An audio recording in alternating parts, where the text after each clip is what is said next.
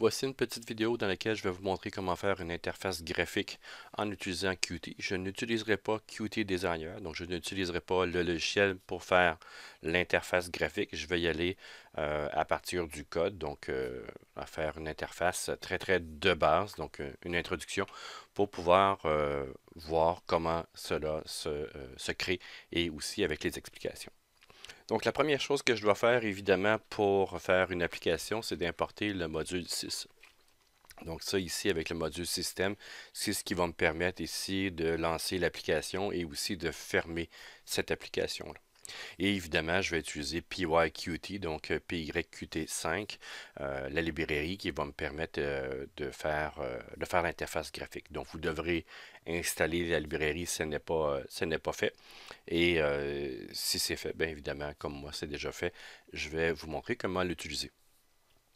Donc, on a ici, from ici, PyQt5, donc Qt5 ici, PyQt5, et on va aller chercher la notion des widgets. Les widgets, les Qt widgets ici, c'est toutes les bases de l'interface. Donc, tous les petits modules d'interface se retrouvent à l'intérieur de ça. Donc, si on va sur le web, par exemple, on peut aller voir que le PyQt ici, widget qui est là, donc il nous permet d'aller chercher les différents widgets. Donc les widgets ici, c'est pour Windows Gadget, donc c'est la contraction du mot. Et ça va nous permettre ici d'aller chercher des étiquettes, donc des Q-labels par exemple, ou des boutons, des Q-push buttons, et toutes sortes de choses. Donc on va commencer avec cette notion-là. Et à l'intérieur de ces widgets-là, ben, on va utiliser aussi la classe widget, donc QWidget ici, et qui va nous permettre d'aller chercher encore plus d'informations, donc aller plus précis dans les informations. Donc nous, on va importer le Qt Widget de manière générale, mais de ce Qt Widget-là, on va faire l'import de QApplication pour pouvoir faire l'application en tant que telle, donc pouvoir démarrer. QWidget ici pour aller chercher les différents éléments. Donc, on va s'en servir comme classe d'héritage.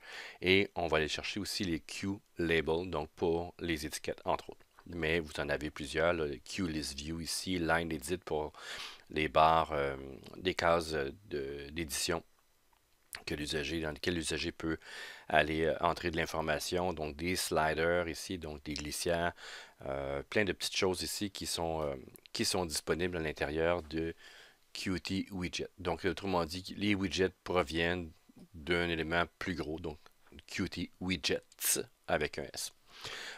Donc, si on revient ici dans notre élément, donc Qt Widgets, et j'ai pas le choix d'aller chercher application. C'est ce qui va me permettre de faire mon application.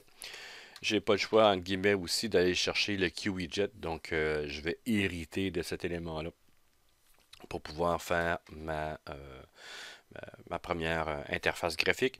Et évidemment, ce que j'aimerais avoir aussi à l'intérieur, ben, je vais faire QLabel. Donc, j'aurais pu faire, dans ce cas ici, from pyqt5.qtwidgets, import étoile, donc tout. Mais ici, je vais faire les uns après les autres. Puis ça permet aussi d'expliquer chacun des différents éléments. Pour le faire ici, ben, il y aurait deux manières de pouvoir le faire, soit avec la notion de classe ou sans classe. Donc, je vais le faire très brièvement, donc de la manière vraiment de base avec seulement que la fenêtre. Là, je ne mettrai pas de label à l'intérieur. Juste pour vous montrer, si on le fait de manière procédurale, donc sans l'utilisation d'objets, de manière très simple, bien, ça va ressembler à peu près à ceci. Donc, ce qu'on peut faire, évidemment, c'est de créer notre application. Et ça va être QApplication ici. Et dans les arguments que je veux mettre, ben, 6.rgb. Donc, on va pouvoir, ça permet ici, si on le désire, de pouvoir démarrer l'application avec des paramètres à l'intérieur. On se fait une fenêtre, par exemple, Windows, ici, Windows ou fenêtre, tiens. On va mettre en anglais, FN, en français, excusez-moi. Ici, FN, et on va aller chercher la notion de QWidget, donc qui est là. Et on va faire ici fen.show, Donc, ça me permet d'aller faire afficher la fenêtre. Et pour pouvoir bien finir ici l'exécution de la fenêtre, ce qu'on fait, c'est qu'on demande à sys ici, .exit, donc autrement dit de terminer la fenêtre. Et qu'est-ce qui devra terminer? Ben, c'est lorsque l'application va arrêter de faire l'exécution. Donc, si je le fais de cette manière-là, je vais avoir une fenêtre très, très basique. Donc, tout simplement. Donc, ici, c'est une manière de faire. C'est pas la meilleure manière. Absolument, on va travailler avec des classes pour faire notre application. Et la manière que ça va faire, qu'on va faire ici, bien évidemment, notre fenêtre va devenir une classe. Donc, par exemple, ici, je vais marquer fenêtre principale. Et à l'intérieur de ça, je dois hériter des QWidget. Donc, je vais hériter de cette grande famille-là pour aller chercher d'autres éléments en dessous. Et pour faire, ben, je dois faire l'initialisation de mes éléments. Donc, def ici, init. Donc, comme si je faisais une classe bien ordinaire. Là-dedans, je dois initialiser le QWidget ici. Donc, évidemment, ma classe mère. Donc, on peut le faire ici, entre autres, avec super ici, point init. Donc, va initialiser la classe mère QWidget. Et de là, ben, je peux commencer à faire mon interface graphique. Donc, self.ici, set géométrie. Ça va me permettre de mettre ou positionner en coordonnées XY sur l'écran la fenêtre. Donc, par exemple, je peux mettre 200 par 200 et la dimension de ma fenêtre. Disons que je vais avoir 300 par 300. Je vais la faire carrée. Ici, je peux mettre plein de petites choses à l'intérieur. Donc, set window title à l'intérieur. Donc, on pourrait dire ici démonstration. Et voilà. Donc, ici, je vais garder la chose simple et self.show. Donc, c'est la classe. Donc, je peux en avoir plusieurs. C'est une classe, donc je peux faire plusieurs objets. Donc, je peux faire plusieurs instances de cette classe-là. Et pour l'exécution, donc évidemment, ici, mettons execute, je vais marquer exec pour ça. Et ça va être ici, ben, if le nom du fichier est égal à main. Donc ici, main, ben, démarre l'information. Donc ça va me permettre ici que si je démarre ce fichier-là pour l'exécution, bien évidemment, le main ici le name ici va devenir main. Et de là, bien, moi, je vais faire la fenêtre. Si c'est appelé via un module externe, bien évidemment, cette partie ici, ce code ici ne sera pas exécuté. Donc, app ici, donc je vais faire une nouvelle application, Q application ici. Et là-dedans, ben, c'est toujours la même chose que l'on fait là, à peu près. Donc, c'est la chose que j'ai faite tantôt. Donc, de passer des arguments si l'on veut. Et je vais aller chercher ici, faire une instance de cette classe-là. Donc, fenêtre principale ici est égale à fenêtre principale. Donc, évidemment, avec les parenthèses. Et ici, pour fermer, .exit, ça va être lorsque l'app.exit ici va être... ben, je vais terminer quand l'app ici va être terminée de s'exécuter.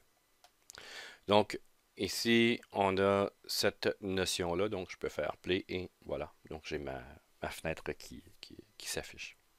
Maintenant, pour ajouter d'autres éléments à l'intérieur de ça, donc je peux rajouter par exemple des étiquettes. Donc soit je mets tout dans l'initialisation ou ce que je peux faire aussi, c'est de faire des fonctions pour pouvoir faire l'initialisation des différents éléments. Donc c'est libre à vous, là. Moi, je vais le faire ici tout de suite à l'intérieur du init pour ça, mais on peut se faire des sous-méthodes. Donc des sous-fonctions à l'intérieur d'une classe qui deviennent des méthodes pour pouvoir faire l'affichage. Donc title ici, démonstration. Évidemment, avant le show, ce que je dois faire, c'est terminer mes éléments, donc mes widgets que je vais mettre à l'intérieur de la fenêtre. Et par exemple, ici, self. Et je vais mettre par exemple un élément texte, self.text ici va être égal à, et là, je peux aller chercher un QLabel. Donc, le QLabel ici, on a plusieurs éléments de surcharge qui sont disponibles. Moi, je vais utiliser le deuxième ici. Je vais y mettre un petit bout de texte et le parent. Donc, le parent dans lequel on va le rattacher. Donc, ici, dans le QLabel, ben, je vais dire, par exemple, démonstration, ici. Et le parent, ben, c'est self. Donc, vous pouvez le faire de cette manière-là. Sinon, il y aurait une autre manière de faire aussi, c'est que vous pouvez directement de faire QLabel. Vous faites le texte que vous voulez mettre à l'intérieur. Vous faites QLabel ici, vous mettez self à l'intérieur et vous mettez ici, par exemple, que le texte est égal à quelque chose du genre. Donc, et après ça, ben, vous pouvez faire, là, je ne sais pas s'il va me le proposer parce que, oui, je pense qu'il va le faire ici. Vous faites 7 textes ici à l'intérieur et vous pouvez commencer à faire vos éléments. Donc, il y a plusieurs manières de faire. Moi, je vais le faire ici avec cette partie-là. Donc, le self.text, vous l'avez comme ça. Et self.text ici, encore une fois. Et vous avez .move. Move, c'est pour le positionner dans la fenêtre. Donc, à quel endroit vous voulez l'avoir. Pour l'instant, on va le mettre d'une manière position entre guillemets absolue, c'est-à-dire que je vais lui définir une coordonnée x et y, donc un point x, y dans ma fenêtre pour pouvoir le positionner. Donc, c'est en pixels. Dans ce cas-ci, je vais mettre 150,150, ce qui devrait être à peu près au milieu de ma fenêtre. Je dis à peu près parce que c'est le point en haut gauche, si je me souviens bien, qui va permettre le positionnement. Donc, il va y avoir un certain décalage pour ça. Donc, il y a d'autres manières à faire pour la notion de positionnement, mais pour rester simple, on va utiliser ceci et en faisant play. Voilà, démonstration. Donc pourquoi? Ben, il a commencé ici à 150 de hauteur, c'est à peu près la moitié. Et 150 ici, gauche-droite, bien évidemment, c'est le positionnement en haut gauche ici de mon étiquette qui me fait faire où est-ce qu'il se positionne. Donc c'est 150, 150 ici. Donc je pourrais faire les modifications pour ça. Donc je pourrais dire ici, je vais l'avoir à 10, 10 ici. Ben, je vais faire arrêter, démarrer et on l'a en haut à gauche. Donc, ça permet d'aller travailler, donc de faire une fenêtre hyper rapidement. C'est pas fait avec Qt Designer, mais au moins ça permet de comprendre que fait les différentes options. Donc, présentées ici. Donc, QApplication, QWidget, QLabel. Donc, qui sont là et ça permet de faire une première application relativement simple. Et différente aussi évidemment de Tkinter, donc si vous avez utilisé cette interface graphique-là. Donc le PyQt ici permet de faire des designs graphiques relativement facilement et d'une manière aussi graphiquement assez intéressante. Donc voilà pour cette vidéo.